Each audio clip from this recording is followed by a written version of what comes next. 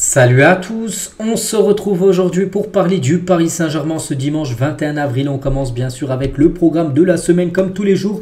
Donc aujourd'hui on est le dernier jour de la semaine, on est dimanche et il y a match, le deuxième match de la semaine après le déplacement à Barcelone. Ce soir c'est la réception de Lyon en Ligue 1. Donc coup d'envoi 21 h. On va parler bien sûr de cette rencontre. Donc tout d'abord l'état de forme des deux équipes sur les 5 derniers matchs. Donc le PSG sur les 5 derniers matchs, il y a 3 victoires, donc une à Barcelone, le dernier match. Une défaite contre le Barça lors du match aller de Ligue des Champions. Côté lyonnais, attention, une équipe très en forme. Lyon, c'est que c'est plus l'équipe de la première partie de saison. C'est que Lyon, les gars, si on prend en compte, on faisait un championnat là depuis début janvier, il serait premier, même devant le PSG. Mais bon, voilà, il reste quand même sur 3 victoires d'affilée, même sur les 5 derniers matchs, 4 victoires, 1 nul pour cette équipe de Lyon. Donc voilà, c'est quand même un gros adversaire ce soir. Ce sera, on peut dire, quasiment un match pour préparer le déplacement à Dortmund, qui aura lieu là dans à peu près une dizaine de jours. Donc voilà, concernant cette rencontre. Et le programme, là, vous avez le programme jusqu'à la fin de la saison. Donc Lyon, PSG Lyon. Et regardez, il y a aussi ce Lyon PSG, j'ai oublié de dire aussi, c'est un match pour préparer Dortmund, mais aussi un match pour préparer la finale de la Coupe de France. Donc là, Metz, les gars, c'est le dernier match de Ligue 1. Donc il y a aussi les deux matchs, bien sûr, contre Dortmund. Donc pour l'instant, Nice, il est toujours là. Pour l'instant, j'ai pas vu d'infos concernant le match qui serait reporté, pour être, enfin pas reporté, mais s'il y a une date ultérieure, pour qu'il n'y ait pas de match entre le match aller là et le match retour, on peut dire. Et n'oubliez pas que s'il y a qualification contre Dortmund, il y aura un autre match tout en bas, la finale de la Ligue des Champions, prévue une semaine après, le dernier match contre Lyon PSG. C'est vrai que ça peut faire une fin de saison si tu te qualifies en finale et une fin de saison folle, avec la fin de Ligue 1, la finale de la Coupe de France et une semaine après peut-être la finale de la Ligue des Champions. Bien évidemment, je le répète ainsi, s'il y a qualification. Et le PSG, les gars, sera sacré champion dès mercredi, parce que là, donc il y a Lyon ce soir, mais mercredi, les gars, il y a des placements à Lorient. Donc en gros, si tu gagnes tes deux matchs-là, donc le PSG remporte ses deux matchs contre Lyon et Lorient, j'ai dit, et que Monaco ne fait pas aussi bien donc il joue contre Brest et Lille, donc Monaco c'est deux grosses équipes bien sûr, où Monaco ne parvient pas à remporter de victoire sur la même période et sans que Brest ne s'impose face à Monaco. Donc si ces cas de figure là se réalisent là dans les prochains jours jusqu'à mercredi, le PSG sera officiellement sacré champion de France, même avant le match contre l'équipe du Havre, où là ça pourrait être le titre, bien sûr, si ces cas de figure là sont pas faits, les gars. Si le PSG gagne les 3 prochains matchs en Ligue 1, ils seront champions. Donc voilà, c'est une question, on ne sait pas en gros ça sera quel match, on peut dire, où le PSG sera officiellement sacré champion, et comme ça après tu pourras te focus 100% sur, bien sûr, la Champions League. Et c'est vrai que le PSG, pour l'instant, je l'avais montré il y a quelques jours, mais voilà, on se dirige, enfin on espère, avec le plus de trophées possible. Bon, pour l'instant, le trophée des champions, c'est fait. La Ligue 1, 99% fait. Il reste la Coupe de France, où voilà, tu es quand même favori face à l'équipe de Lyon. Puis après, il reste bien sûr le col du sommet, enfin de la montagne tout simplement.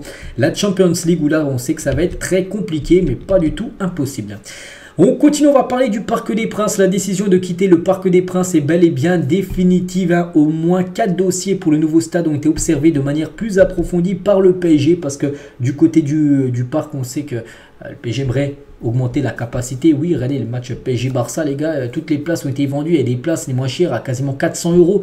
C'est pour ça que c'est un stade plus grand. Déjà, tu as plus de places et ça permettrait aux places déjà d'être un peu moins chères, bien sûr. Puis, il y aurait eu 2 Parcs des Princes, les gars, les deux, enfin, capacité aurait été aussi, il y aurait eu un stade de 100 000 personnes, il y aurait eu guichet fermé. Donc, c'est pour ça que le PSG doit changer de dimension, doit avoir un stade plus grand, et c'est pour ça que tout simplement la décision est irrévocable, les gars. Le PSG va bien quitter le parc. Donc maintenant 4 endroits pour accueillir un nouveau stade d'au moins 65 000 places au moins. Donc actuellement c'est 47 000 places, donc on devrait rajouter au moins 18 000 places de plus que le Parc des Princes au moins. Voilà, ça peut être bien sûr plus de places. Donc voilà, concernant le parc. Thiago Silva félicite Marquinhos pour son record de matchs disputés au PSG. Je sais combien tu t'es battu, combien tu as lutté. Je suis super heureux d'avoir fait un petit peu partie de cette trajectoire. Donc voilà le beau message de Thiago Silva par rapport au recordman de nombre de matchs disputés du côté du PSG. Il s'agit bien sûr du légendaire Marquinhos. Un gros tournage Nike, désolé, se déroule au campus PSG à Poissy. Cela serait également en lien avec les Jeux Olympiques de Paris. Petite info, c'est la source parisienne qui est très bien renseignée sur le PSG. Donc il y aura un tournage pour Nike, les gars, qui serait du côté du centre d'entraînement du Paris Saint-Germain. Un proche de Dembélé, donc il a dit: les consignes du coach sont hyper pointues, il sait ce qu'il doit faire, et en plus il a beaucoup de liberté de mouvement. Mentalement il traverse la la meilleure période en gros de sa vie. Hein. La présence aussi d'un préparateur physique à ses côtés a changé la vie d'Ousmane Dembélé. Parce qu'un préparateur physique, les gars, voilà, c'est pour qu'il soit prêt physiquement. N'oubliez pas qu'à l'époque, quand il jouait au Barça, lors de ses premières années, c'était un joueur qui se blessait énormément parce que déjà son hygiène de vie, je crois, n'était pas super bonne. Puis il faisait des choses peut-être qu'il ne fallait pas faire. Et depuis, il a embauché un préparateur physique. Il suit un préparateur physique personnel. Hein, je ne parle pas des préparateurs physiques du côté du PSG. Donc vraiment, ça a aidé beaucoup. Regardez, il se blesse très peu maintenant, Dembélé. Donc on espère le plus longtemps possible qu'il ne se blesse pas. Et surtout, il est bon. Alors, il est très très fort. Hein. Et discret et casanier en dehors du football, hein, Dembélé a ajouté l'apport d'un analyste aussi vidéo qui lui permet de préparer les rencontres face à ses adversaires, mais également de travailler des points spécifiques comme sa finition dans le dernier geste. Hein. Donc voilà aussi un analyste vidéo, donc c'est quelqu'un en gros qui lui fait qui lui sort peut-être les vidéos peut-être du futur adversaire, là peut-être contre le Barça, quelqu'un qui, enfin le club qu'il connaissait déjà, et peut-être cet analyste vidéo lui a montré les points faibles de cette équipe, les points forts, voilà, donc peut-être pour ça qu'il a rayonné contre le Barça, parce qu'il y a aussi, il a fait appel à ça, puis on peut voir que ça porte ses fruits avec Ousmane Dembélé. On va parler d'un joueur, c'est Hugo Ekitike, c'est certainement le premier départ du PSG, départ définitif, hein, je vous parle parce qu'actuellement il est prêté. Donc l'option d'achat de Hugo Ekitike va être levée automatiquement. Francfort va payer 16,5 millions d'euros en plus des 3,5 millions d'euros qu'il a dû débourser pour le prêt d'une saison. Donc voilà les gars, Hugo Ekitike va être vendu définitivement. Donc voilà, qu'est-ce qu'on peut voir d'autre, hein. Son option dépendra aussi d'une participation de moins 50% des matchs. Donc voilà, concernant Hugo Ekitike les gars, normalement, il sera 100% joueur de Francfort, donc il n'appartiendra plus au PSG. On lui souhaite bien sûr bonne chance, c'est pas encore officiel, mais voilà, il va bien rester dans cette équipe. La veste d'avant-match pour la saison prochaine sera lancée en mai 2023, juillet 2023. Donc là, d'ici, enfin juillet 2024, hein, peut-être, hein, parce que là on est en 2024. Hein. Bref, voilà, elle devrait ressembler à ça. Bien sûr, à cette veste pour la saison prochaine. Quelques déclarations de Manuel Ugarte. On se souvient début de saison, un titulaire indiscutable. C'est que là, les matchs importants, sur le banc, Ugarte, on sait que la triplette milieu de terrain, maintenant, c'est Vitinha qui est indéboulonnable. Il y a Warren Zaïre-Emery et Fabien Ruiz. On peut dire qu'il a grappillé la place d'Ugarte. Après Ugarte, on ne sait pas, peut-être il trouvera sa place de titulaire dans les prochains matchs, on verra. Et sur le PSG Espagne, il va dire: j'adore à la fois le club et la ville. À Paris est une ville incroyable où vous avez des millions de choses à faire, des millions d'endroits à visiter. Et le club fait partie des meilleures équipes du monde, hein, j'en profite évidemment. Il parle également de Kylian Mbappé, il fait partie des meilleurs joueurs du monde, mais il est aussi une très bonne personne et cela vous facilite également tout et vous permet d'entrer plus facilement dans le groupe, hein, toujours avec Ugarte. Hein. Une chose que j'ai beaucoup améliorée, c'est que je dois encore améliorer, hein, c'est de résoudre des situations plus rapidement parce que vous avez moins de temps et moins d'espace lorsque vous jouez avec des joueurs de classe mondiale, bien sûr, prendre des décisions plus rapides. Hein. Et il parle de Bielsa parce que c'est le sélectionneur de l'Uruguay, il joue bien sûr avec l'Uruguay. Hein. Quelque chose, hein, qui me demande beaucoup, c'est l'intensité, la pression, aussi faire partie de l'organisation pour le pressing et je pense que c'est important dans cet Uruguay. Donc voilà quelques déclarations de Manuel Ugarte qu'on pourrait peut-être voir titulaire, hein, ce soir, on verra. On va parler de Donnarumma, mal vécu les critiques, hein, surtout par rapport au match aller contre le Barça où il n'a pas été bon, on va pas se mentir, les 3 buts les gars, et ouais, on ne va pas dire qu'il aurait pu sortir les 3 mais au moins 2, hein, je pense au moins 2 auraient pu être évités. Bref, je suis très content d'être au PSG, mais j'ai subi beaucoup de critiques, hein. Ce n'est pas facile du tout, croyez-moi, mais nous devons toujours être professionnels et rester concentrés. Bon, on espère contre Dortmund qui sera au même niveau qu'il montre en Ligue 1, parce qu'on sait qu'en Ligue 1 il est très performant, très bon gardien, mais en Ligue des Champions on sait qu'il est beaucoup plus fébrile, hein, Donnarumma.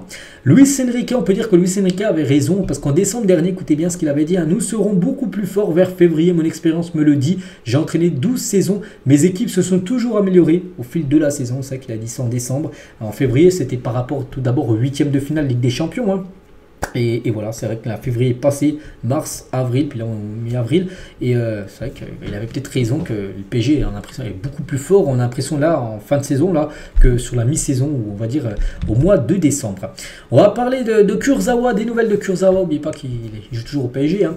Donc, Kurzawa, qui est en fin de contrat, en fin de saison, a refusé une proposition de contrat de Demirspor, une équipe turque, hein, actuellement 11e du championnat turc. Le français sera donc en fin de contrat en juin 2024, donc bien sûr le PSG ne va pas le prolonger, donc voilà, concernant, il a pas mal de pistes, donc une piste en Turquie aussi, des clubs espagnols, hein, sont intéressés par Kurzawa.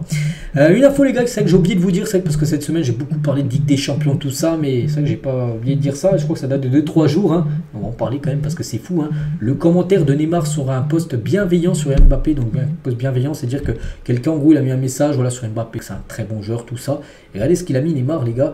Bon, ça c'est en brésilien, enfin je sais pas en quelle langue, mais en traduction, voilà, c'est au-dessus. Hein, on peut voir, bon, je ne vais pas le dire, voilà. Donc voilà. On peut voir quand même que Neymar déteste, on peut dire, hein, Kylian Mbappé, c'est fou. Donc voilà, concernant les deux.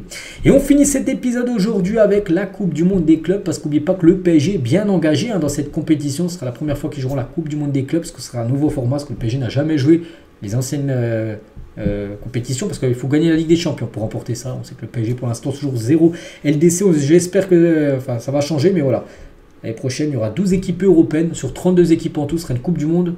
Pas des nations mais des clubs, et le PSG est bien officiellement qualifié et c'est une grosse rentrée d'argent, c'est quasiment 50 millions d'euros un minimum les gars pour cette compétition, rien que d'y jouer. Donc plus tu vas loin, plus tu gagneras de l'argent. Donc ce sera une compétition qu'on suivra attentivement, ça sera lors de l'été 2025. Donc voilà ce qu'il y avait à dire aujourd'hui, j'espère que ça vous a plu. Donc on se retrouve demain on fera le débrief du match bien sûr de ce soir entre le PSG et Lyon. Bonne journée à vous, bon match à vous et à demain.